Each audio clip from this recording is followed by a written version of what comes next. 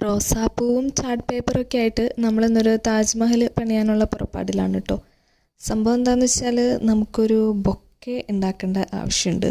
നമുക്ക് ഈ ഫീൽഡിൽ വലിയ മുൻപരിചയം ഒന്നും ഇല്ലാത്തത് കൊണ്ടും നമുക്ക് ക്രിയേറ്റിവിറ്റി ഇല്ലാത്തത് കൊണ്ടും പൂവായിട്ട് വലിയ ആത്മബന്ധം ഇല്ലാത്തത് കൊണ്ടും ഇത് കുറേ പണിപ്പെട്ടിട്ടാട്ടോ സെറ്റാക്കി എടുക്കുന്നത്. ഇത് ഭയങ്കര എളുപ്പമുള്ള ഒരു പരിപാടി ആയിരിക്കും എന്ന് വിചാരിച്ചിട്ടാണ് ഞാൻ ഏറ്റെടുത്തത്.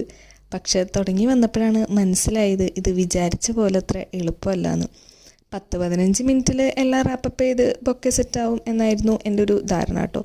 പക്ഷേ ഇരുന്ന് തുടങ്ങിയപ്പോൾ ഏകദേശം ഒരു 1.5-2 മണിക്കൂർ കൂടുതൽ എടുത്തിട്ടുണ്ട് ഇതൊന്ന് സെറ്റാക്കാനായിട്ട്. അടുത്ത ടാസ്ക് ചാർട്ട് പേപ്പർ വെച്ച് ഇതെങ്ങനെ റാപ്പ് ചെയ്യുമെന്നായിരുന്നു കേട്ടോ. എനിക്ക് പറ്റാവുന്ന എല്ലാ വഴികളും തന്നെ പരീക്ഷിച്ചു നോക്കി. വളരെയധികം പരാജയപ്പെട്ട് ഇങ്ങനെ ഇരിക്കുക കേട്ടോ. ഞാൻ യൂട്യൂബിൽ കുറച്ച് ട്യൂട്ടോറിയൽസൊക്കെ കണ്ടു. പക്ഷേ അതിലവർ യൂസ് ചെയ്യുന്നത് ചാർട്ട് പേപ്പർ അല്ല കേട്ടോ. ഞാൻ ആദ്യം ഈ ബൊക്കറ്റ്സൊക്കെ കാണുന്ന സമയത്ത് ഈ ചാർട്ട് പേപ്പർ വെച്ചാണ് ഇവർ ചെയ്തത് എന്നായിരുന്നു എൻ്റെ ഒരു ധാരണ. പക്ഷെ പിന്നെയാണ് എനിക്ക് മനസ്സിലായത് അത് വേറെ തന്നെ ഒരു പേപ്പർ വെച്ചിട്ടാണ് ചെയ്യുന്നതെന്ന് കേട്ടോ. ഈ ചാർട്ട് പേപ്പറിന് ഭയങ്കര കട്ടിയുള്ളതുകൊണ്ട് നമ്മൾ വിചാരിച്ചിടത്തേക്കൊന്നും ഇത് വളഞ്ഞു വരുന്നില്ല കേട്ടോ.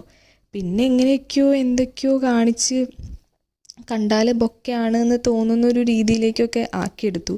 പിന്നെ വീട്ടിലുണ്ടായിരുന്ന അല്ലറ ചില്ലറ സാധനങ്ങൾ കൊണ്ട് അത് കുറച്ച് ഡെക്കറേറ്റ് ചെയ്തു.